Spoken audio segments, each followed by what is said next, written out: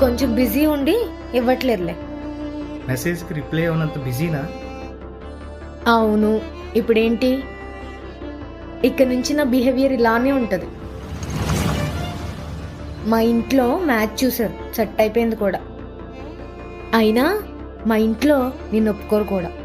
మరి ఇంతకాలం నాతో ఎందుకు మాట్లాడు?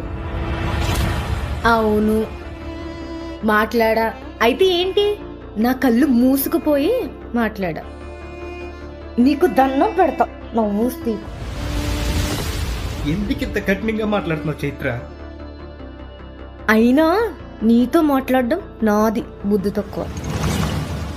ఏమైంది నీకు? ఒక్క రీజన్ చెప్పు ప్లీజ్. నీకు రీజన్ చెప్పాల్సినంత అవసరం నాకు లేదు. ఇంకెప్పుడు నన్ను కలవడానికి ట్రై చేయకు. Good bye.